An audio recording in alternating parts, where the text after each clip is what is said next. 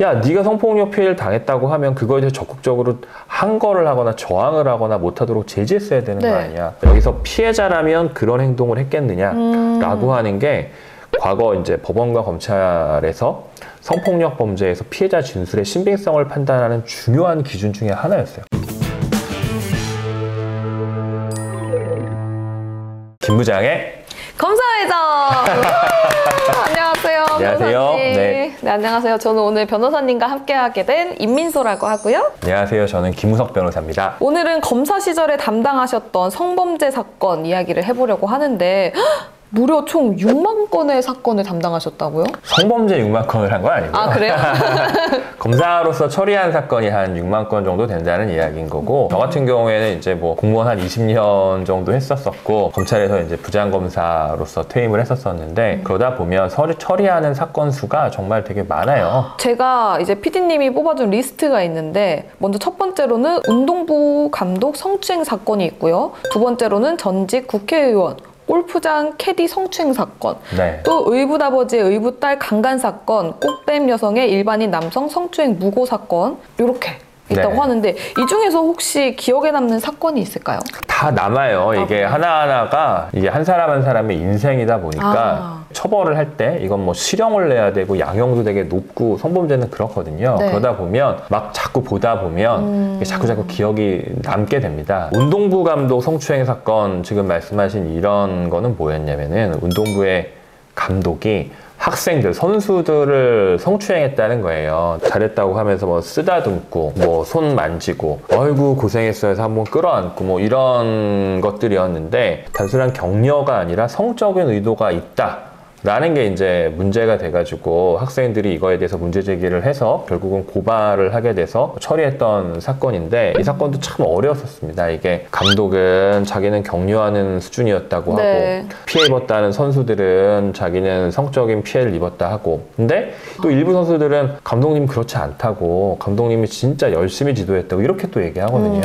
결국 일부는 좀 처벌을 하고 그랬던 적이 있습니다. 그리고 전직 국회의원의 골프장 캐디 성추행 사건 뭐 이런 거는 네. 소위 얘기하는 라떼는 할아버지 이야기일 수 있어요. 네. 그러니까 옛날에 이제 남성 중심적인 사고방식을 가지고 있는 뭐 이런 분들, 본인이 골프를 막 치기 시작했던 시절에는 그 캐디라는 직업을 하려면 외모도 어느 정도 좀 돼야 되는 경우들이 많았었고, 다 미혼 여성이었었고 막 이랬던 시절들이 있었다고 해요. 그래요? 저도 직접 경험해본 시절은 아닌데, 약간 자기 입장에선 농담도 하고 장난도 치고 이런 사람으로 생각하는 거예요. 네. 팁 같은 거 주면서 한번 끌어안았는데, 캐디 입장에서는 도무지 이게 너무 황당한 그쵸, 거죠. 그쵸. 아니 왜 손님이 나를 끌어안아?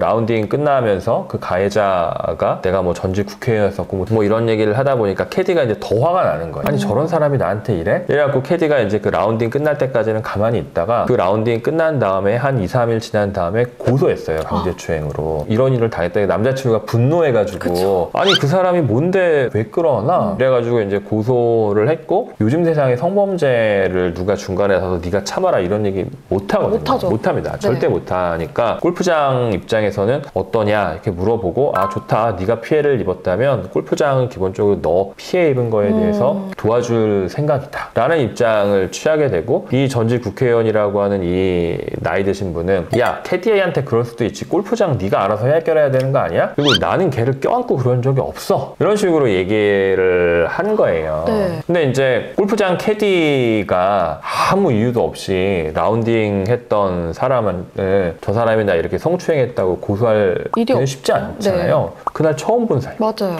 뭐 이러면 당연히 피해자가 하는 말에 방점이 찍히는 거죠. 거기에 더해서 남자친구가 나와가지고 얘가 그런 일이 있었는데 막 부들부들 떨면서 너무 분해하고 이러는 걸 내가 봤고, 네. 야 너 그렇게 분해하고 억울해하지 말고 고소해라. 이렇게 얘기해서 된 겁니다 라고 말을 하게 되는 거죠. 근데 이제 그 라운딩을 했던 동반자들한테 다 물어봐야죠. 아니 이거 당신 봤냐? 그러니까 동반자들은 나 그런 거 못 봤는데 모른다 이렇게 얘기를 하게 돼요. 그러면 여기서 피해자한테 상황이 어땠는지 물어보게 돼요. 다른 동반자들은 볼 수 없는 상황이었었다. 이렇고 이런 상황이어서 정말 순간적으로 일어나서 자기는 정말 놀래서 꼼짝도 못하고 그냥 가만히 있었던 상황이었었다.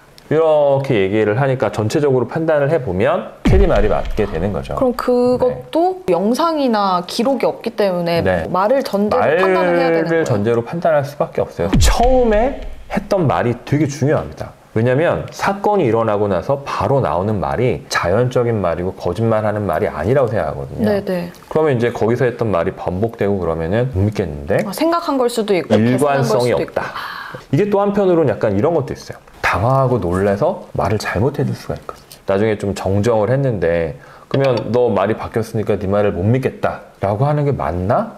라고 하는 이슈가 생겨요. 자기가 성폭력 피해를 당했다는 거에 대해서 다른 사람이 날 어떤 시선으로 바라볼까? 그쵸?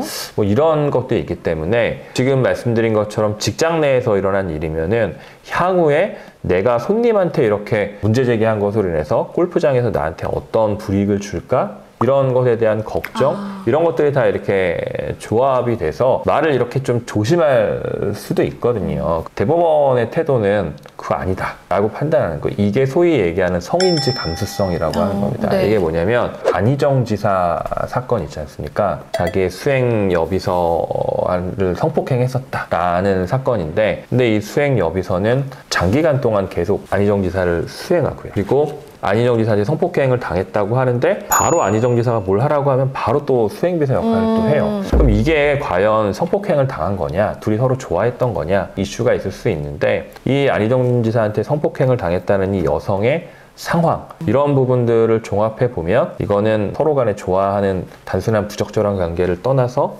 성폭력 피해를 본 거라고 볼 수 있다 라는 판단을 하게 되는데, 이게 그 피해자의 구체적인 상황에 비추어 보면 얼핏 상식적으로 납득이 되지 않아도 그럴 수 있다 라는 걸 판단해야 되는 거고, 아주 감수성을 가지고 피해자의 상황에서 판단하는 겁니다. 이게 대법원이 말하는 성인지 감수성에 관한 거고, 여성단체에서 항상 하셨던 말씀이 뭐였냐면 그놈의 피해자다움이라고 하는 게 있었습니다. 이게 뭐냐면 성폭력 범죄에서 무고 가능성, 말밖에 없는 사건이다 보니까 피해자라면 그런 식으로 행동했겠냐.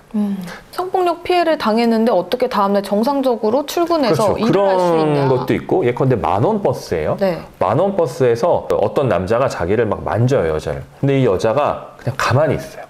야, 네가 성폭력 피해를 당했다고 하면 그거에 대해서 적극적으로 항거를 하거나 저항을 하거나 못하도록 제지했어야 되는 네. 거 아니야.